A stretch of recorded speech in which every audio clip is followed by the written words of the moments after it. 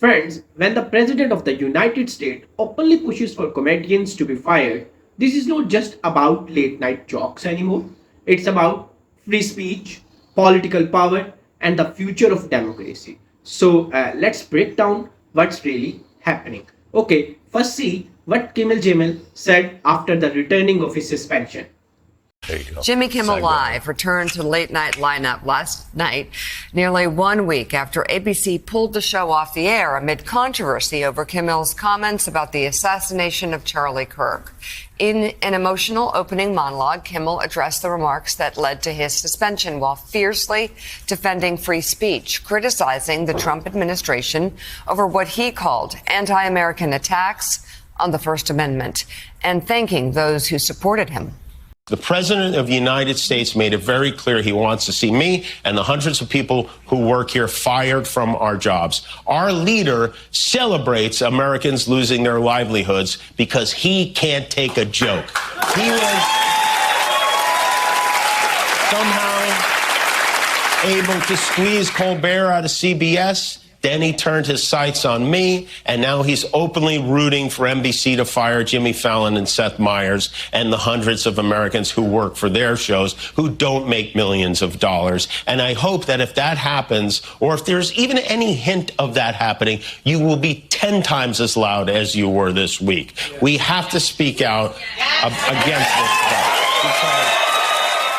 A moment over the weekend, a very beautiful moment. I don't know if you saw this on Sunday. Erica Kirk forgave the man who shot her husband.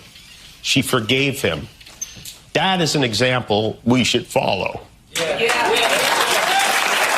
you believe in the teachings of Jesus as I do, there it was. That's it. A selfless act of grace, forgiveness from a grieving widow. It touched me deeply, and I hope it touches many.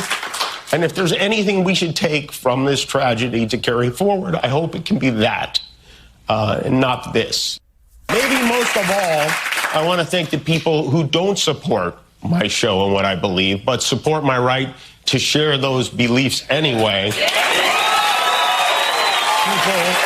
who I never would have imagined, like Ben Shapiro, Clay Travis, Candace Owens, Mitch McConnell, Rand Paul, even my old pal Ted Cruz, who, believe it or not, said something very beautiful on my behalf. I hate what Jimmy Kimmel said. I am thrilled that he was fired. Oh, wait, no, not that. The other part. But let me tell you, if the government gets in the business of saying, what you can and can't say, what you, the media, have said, we're going to ban you from the airwaves if you don't say what we like, that will end up bad for conservatives. I don't think I've ever said this before, but Ted Cruz is right. He's absolutely right. This affects all of us, including him. I mean, think about it. If Ted Cruz can't speak freely, then he can't cast spells on the Smurfs.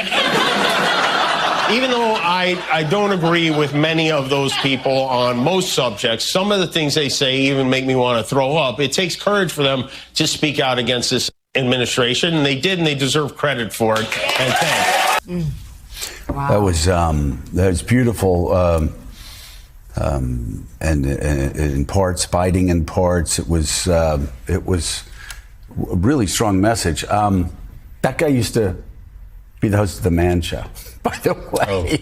Yeah, trampolines and pitchers of beer. Yeah, a long time exactly. ago. That was a long time ago. But there were a couple things I loved about what he said. One was, this is not an important show. He said, it's not about this show. What's important is that shows like these can be on the air, right? And that's, 10 years, 20 years from now, somebody else will be in that position, just like we had Carson and we had Letterman. But it's having those sort of shows that can mock politicians and people in power all the time without the fear of being taken off the air. That was beautiful. I love what he said about Erica Kirk there. And I also really loved him talking about Republicans that he disagreed with on almost every issue. Yeah. And it was framed perfectly. And what this last week has shown is that, and I hope some other Republicans can start thinking this way. This is not Republican against Democrat in so many of these cases. It's not left wing against right wing. It's none of those things. This is big government versus the people. This is a centralized state versus individual rights. And there have been times, and we've talked about it over the past decade, where the left has seemed to not care as much about that. There have been times that the right has not seemed to care as much about that. But in this case, the left and the right came together. A lot of them did, to say, wait a second, we can object to the speech, but government, stay away from what we watch. It's none of your business. And especially if it's political speech, which is the most sacred, protected speech in the First Amendment. According to Jimmy Kimmel, the president made it very clear he wants Jimmy Kimmel gone, along with the hundred of staff who make his show possible. And it's not just Kimmel. Stephen Colbert was accused at CBS, and now Trump is openly rooting for NBC to fire Jimmy Fallon and sitmares too. Think about that. Ordinary workers, camera crews, and writers, people who don't earn millions, are being threatened with losing their jobs because a leader couldn't handle a joke. Yeah, I mean, there's a lot to digest there in what Jimmy Kimmel said last night, which was said very well. I agree with you.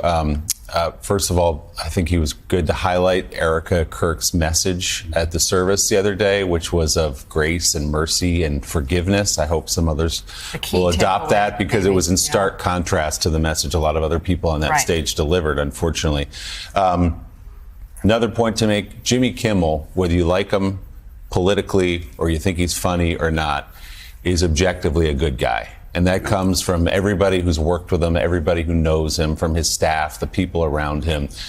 He, as he said last night, was not and never would mock the murder of Charlie Kirk or anyone. Were his comments in poor taste? Were they poorly timed? That's up to the audience to decide. Perhaps they were, as he even conceded last night. But I think his message, and the larger message that many of us will take from this, is these things we take for granted, that comedians can mock people in power. In fact, why they exist is to mock people in power from those positions in late night TV or stand-up stages. We assumed would always be there until it was challenged over these last several months with Stephen Colbert, and has to be fought for. And I think Jimmy was right to commend the support of the people who love him, but also the people like Ted Cruz who don't love him. And that was and I know it was a minority and it was a small group of Republicans, but Ted Cruz's voice was very important in this story. For me, I don't agree with every joke Jimmy Kimmel makes. Some are rough, some badly timed, but here's the truth. Comedy has always targeted people in power. From Carson to Letterman to Colbert, late night show exists to mock presidents and politicians. And when Trump threatens livelihood just because he doesn't like the punchline,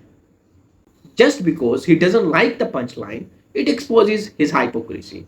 He claims to defend free speech, yet he is the first to silence it when it turns against him. That's not leadership, that's an authoritarian reflex. During his show, one of the most striking moments came when the Jimmy Kimmel turned directly to the public and said, "If this happens again, I hope you will be 10 times as loud as you were this way." This was not about volume. It was about responsibility. It was a direct appeal to citizens, urging them to stand up whenever free speech or the safety of journalists is under threat. For me, the sharp contrast between two visions of America. On one hand, we have leaders like Trump who rely on intimidation, almost like a mob boss trying to silence critics. On the other hand, this line was a rallying cry for democracy, reminding us that powers belong to the people, not to one man. And honestly, when a former president uses threats instead of arguments, that says more about weakness than strength. At the same time, we hear about Erica Kirk, a grieving widow who chose forgiveness over anger after her husband's tragic death. Think about that for a moment. While Trump fuels division and fear, ordinary Americans like Erica are teaching us lessons in grace and mercy. This moral contrast is powerful. It forces us to ask, what kind of nation do we want to be? One that bullies the truth, or one that heals through courage and compassion? Okay, and that's where it all comes together. When even Trump's own allies started calling out his mob style tactics, when citizens are being urged to speak louder for democracy, and when people like Erica Kirk remind us of the power of forgiveness, it's clear this movement is bigger than politics. This is about the kind of country we want to live in. Do we stay silent while intimidation grows stronger, or do we raise our voices louder for freedom and truth? I'd love to hear what you think. I'd love to hear what you think. Do you believe America is at risk of sliding toward authoritarian behavior, or can these movements of courage pull us back? Drop your thoughts in the comment, and if you found this breakdown valuable, make sure to hit like, subscribe and share this video, because the louder we are together, the harder it becomes for anyone, even a former president, to silence democracy. Thank you so much.